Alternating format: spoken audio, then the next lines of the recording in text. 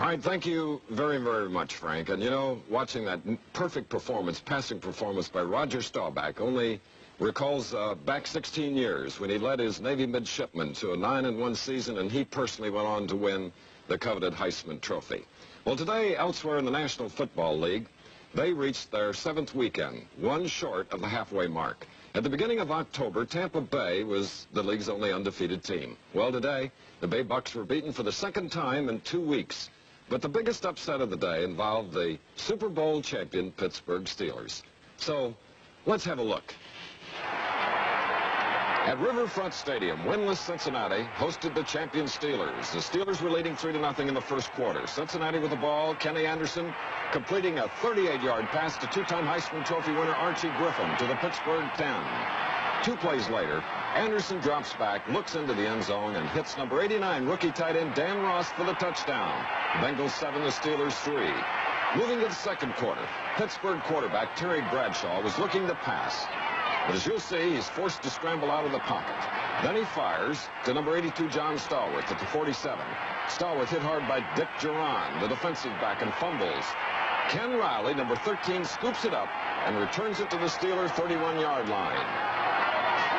4 plays later for Cincinnati, number 46, Pete Johnson, plows in from the 2. The extra point was no good. Cincinnati led 13-3 in the second quarter.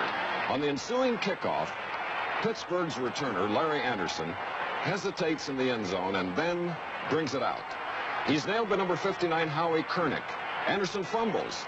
Kernick picks it up and scrambles into the end zone. It was now Cincinnati 20, Pittsburgh 3 in the second quarter. On Pittsburgh's next possession, Bradshaw hands off to Franco Harris. He's hit by Ross Browner and fumbles. Number 55, Jim LeClaire, grabs the ball and prances across the goal line. The Bengals 27, Pittsburgh 3, and the Steelers coach, Chuck Noll, is furious.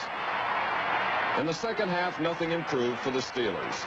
Here, Franco Harris seems to have good yardage in Cincinnati territory, only to fumble again. The ball recovered once more by number 13, Ken Riley. Pittsburgh had 9 turnovers, 2 interceptions, 7 fumbles. Cincinnati 34, Pittsburgh 10. At Tampa Stadium in Florida, Tampa Bay scored first. On this 22-yard pass from number 12, quarterback Doug Williams. He hits wide receiver number 81, Isaac Higgins. Tampa Bay 7, New Orleans nothing. But the Saints came right back on a 2nd and 9 from the Bucks 30.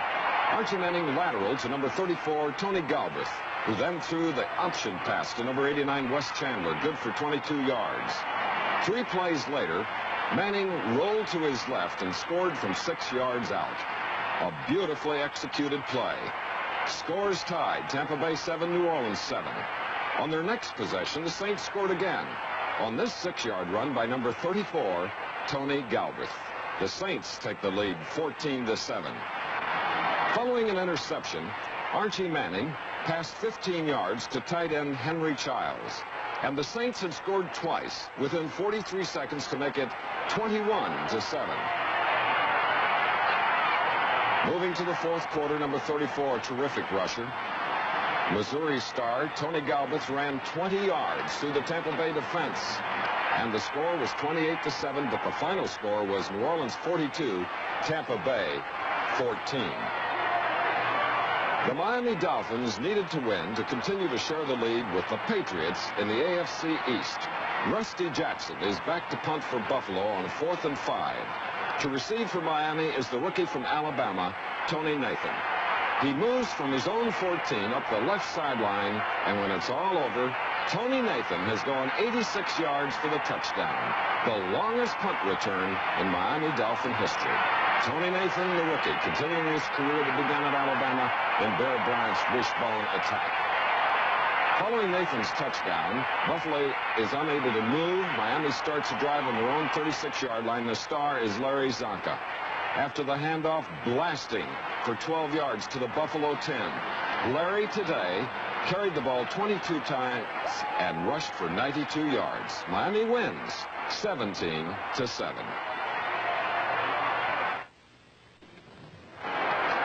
Denver played Kansas City today at Arrowhead Stadium. We pick up the action with Denver leading 3-0. Kansas City has the ball on their own 15-yard line. There's a fumble on the handoff, and Denver's Bob Svensson recovers. He laterals to Lewis Wright, who fumbles the ball forward.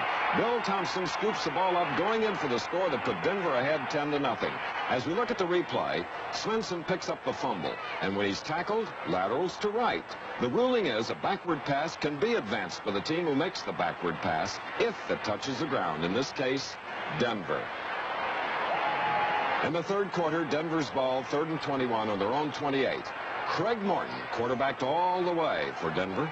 He finds Haven Moses for a 56-yard gain all the way to the Kansas City 16. 2 plays later, Morton finds Moses again, this time for a 16-yard touchdown, putting Denver up 17-0. They went on to defeat Kansas City 24-10. Country music star Waylon Jennings was on the sidelines as the Atlanta Falcons faced the Oakland Raiders at Oakland Alameda Coliseum. Following a first-quarter field goal by Oakland's Jim Breach, Raider quarterback Ken Stabler threw 23 yards to tight end Dave Casper, and the Raiders were on the move. A pass interference call in the end zone put the ball on the 1. Mark Van Egan ran it in. Oakland 10, Atlanta nothing. In the second quarter, the Raiders added another field goal to make it 13-0. And with just over a minute remaining in the first half, Stabler threw 20 yards to rookie running back Clarence Hawkins. It was Hawkins' first NFL career reception and, of course, touchdown. The extra point was missed. Halftime score, Oakland 19, Atlanta nothing. Second half kickoff. Any hopes that Atlanta had were dashed when Larry Brunson takes that opening kickoff and finds a gaping hole in the Atlanta coverage. Brunson went 85 yards to the Atlanta 5 before place kicker Tim Mazzetti caught him from behind.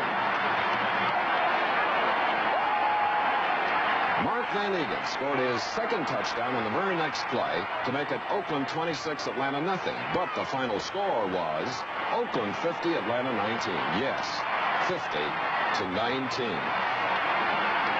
And today at Three Rivers Stadium in baseball, Baltimore versus Pittsburgh, Game 5. Baltimore runners at 1st and 3rd, none out, as Rich Dower grounds into a double play, which scores Gary Renicky for an Oriole 1-0 lead in the 5th inning.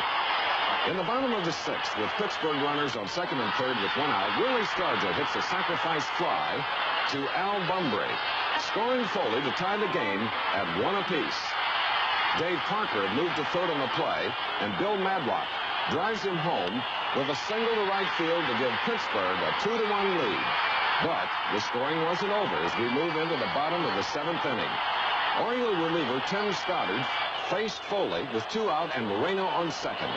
Foley hits a line drive over Dower's head to score Moreno. Ken Singleton gets to the ball, but not before Foley pulls up with a triple. The Bucks aren't finished as Dave Parker greets new reliever Tippy Martinez with a double to score Foley with the 4th Pirate run and the commanding 4-1 lead. Here it is. Reliever Bert Blyleven sets the Orioles down for the 3rd straight inning, and the Pirates go back to work in the bottom of the 8th as Phil Garner hits a Don Stanhouse delivery over Garcia and into left to score Stargell, who had singled ahead of Bill Madlock's 4th hit of the day. After Blyleven sacrifices runners to 2nd and 3rd, Moreno is intentionally walked to load the bases.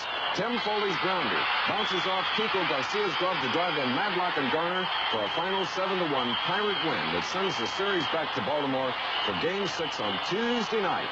And that game will be seen right here on ABC television beginning at 8 p.m. Eastern Time on Tuesday night. Starting for the Baltimore Orioles, it'll be Jim Palmer. John Candelaria will be on the mound for the Pittsburgh Pirates. We'll go back to Dallas for more professional football after this 30-second message.